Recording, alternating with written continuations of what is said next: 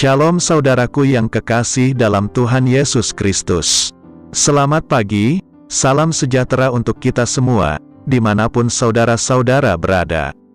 Selamat datang kembali di Renungan Kristen pagi hari ini.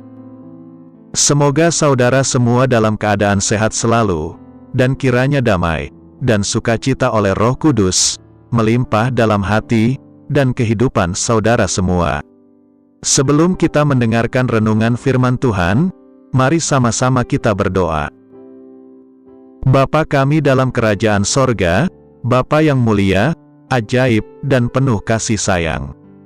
Bapa yang kami muliakan, di dalam nama Tuhan Yesus Kristus, kami mengucap syukur Tuhan, oleh karena perlindungan-Mu di sepanjang malam, hingga pagi hari ini, kami boleh bangun dengan tubuh yang sehat, kuat, dan diberkati Tuhan.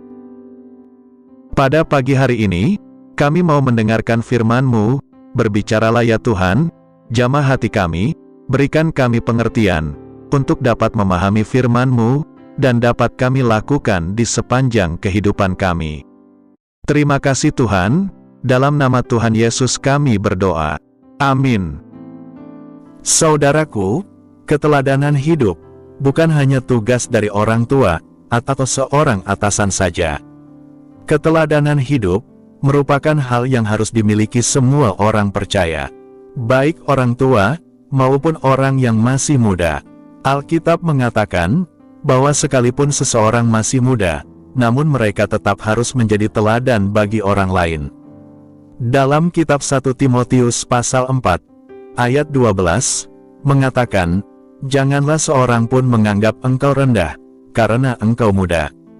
Jadilah teladan bagi orang-orang percaya, dalam perkataanmu, dalam tingkah lakumu, dalam kasihmu, dalam kesetiaanmu, dan dalam kesucianmu." Ayat ini merupakan nasihat Rasul Paulus kepada anak rohaninya yang bernama Timotius. Paulus ingin agar Timotius mampu menjadi teladan bagi orang lain, sekalipun Timotius masih muda. Keteladanan yang terwujud nyata dalam perkataan, tingkah laku, kasih, kesetiaan, dan kesucian hidup. Dengan demikian, kita mengerti bahwa menjadi teladan bukan berbicara soal usia, melainkan berbicara bagaimana karakter seseorang menjadi dewasa dan memberkati banyak orang. Keteladanan hidup ini sangat penting dalam diri orang percaya, mengingat fungsi kita sebagai garam dan terang dunia. Dalam Injil Matius pasal 5, ayat 13-16, mengatakan, "Kamu adalah garam dunia. Jika garam itu menjadi tawar, dengan apakah ia diasinkan? Tidak ada lagi gunanya, selain dibuang dan diinjak orang. Kamu adalah terang dunia, kota yang terletak di atas gunung, tidak mungkin tersembunyi. Lagi pula, orang tidak menyalakan pelita, lalu meletakkannya di bawah gantang, melainkan di atas kaki dian, sehingga menerangi semua orang di dalam rumah itu. Demikianlah hendaknya terangmu bercahaya di depan orang, supaya mereka melihat perbuatanmu yang baik, dan memuliakan Bapamu yang di sorga." Hanya dengan menjadi teladan, kita dapat berfungsi sebagai garam dan terang dunia. Tanpa keteladanan hidup, maka kita seperti garam yang sudah tidak asin lagi, sehingga tidak ada gunanya, selain dibuang dan diinjak orang. Tanpa keteladanan, maka terang kita juga tidak akan memancar. Sebaliknya, justru seperti pelita yang diletakkan di bawah gantang, tidak mampu menerangi, dan justru berpotensi membahayakan, karena bisa terjadi kebakaran. Itulah gambaran kehidupan orang percaya, yang tidak mampu menjadi teladan, garam yang tidak asin, dan pelita di bawah gantang. Tentu kita tidak ingin kehidupan kita sebagai orang percaya menjadi tidak berguna, bukan? Oleh sebab itu, marilah kita perhatikan kehidupan kita lebih lagi, agar kita mampu menjadi teladan bagi banyak orang.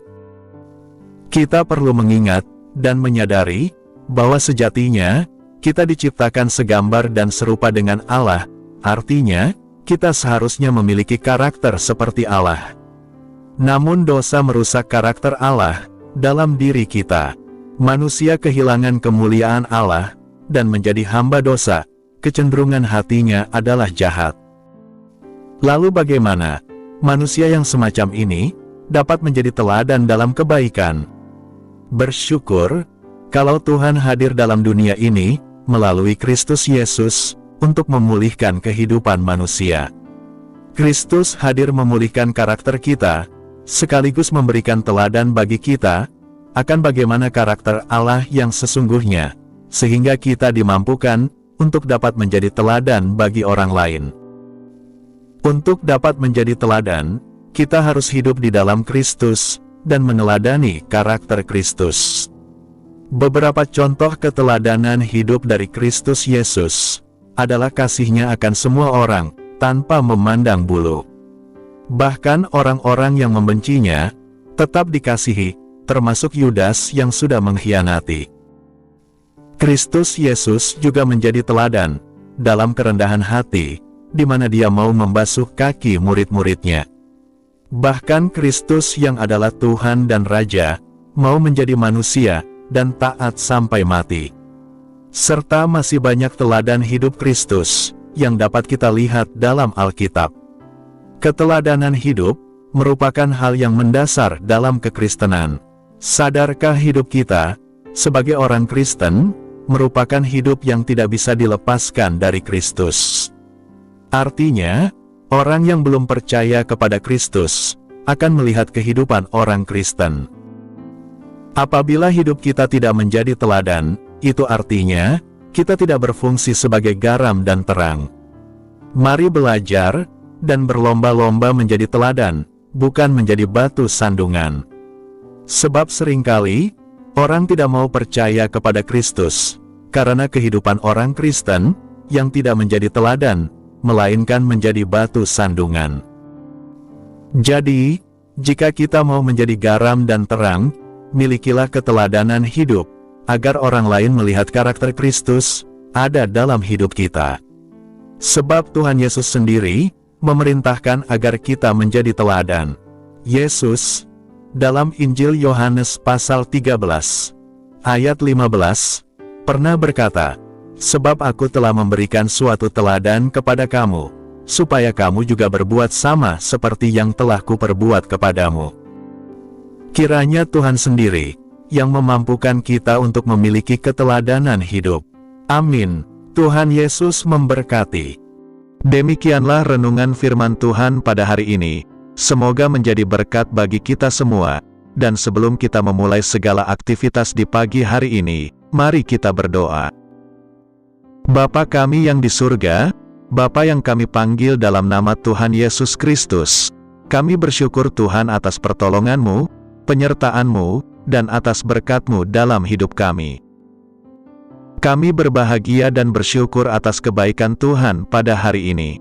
Tak berkesudahan kasih setia Tuhan, tak habis-habisnya rahmat-Mu, selalu baru tiap pagi, besar kesetiaan-Mu Tuhan dalam hidup kami. Terima kasih buat firman-Mu pada hari ini ya Tuhan. Kami mau selalu belajar dan terus belajar tentang firman-Mu. Firman-Mu yang menguatkan dan meneguhkan iman kami. Firman-Mu yang mengubahkan hidup kami. Kami mau berjalan bersama dengan Engkau di sepanjang kehidupan kami, agar kami tidak tersesat di dalam dunia ini.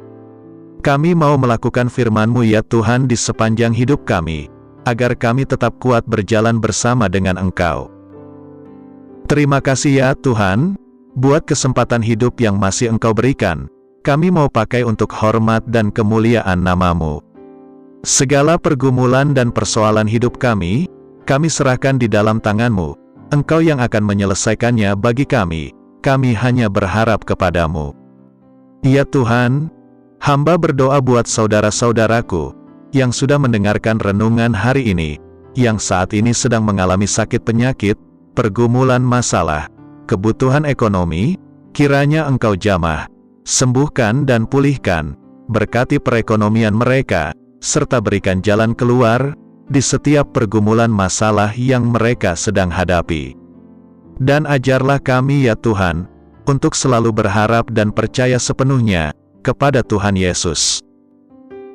Kiranya Engkau terus memberkati kehidupan kami, keluarga kami, sanak saudara kami, daerah tempat tinggal kami, bangsa dan negara kami, pemerintah-pemerintah kami, biarlah semuanya dalam perlindungan-Mu ya Tuhan, dan jadilah sesuai kehendak-Mu yang terbaik dalam kehidupan kami.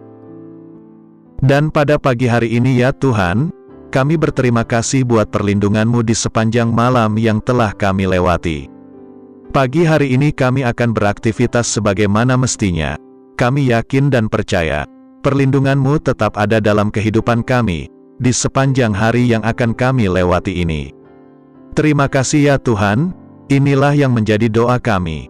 Dalam nama Tuhan Yesus, kami berdoa. Amin.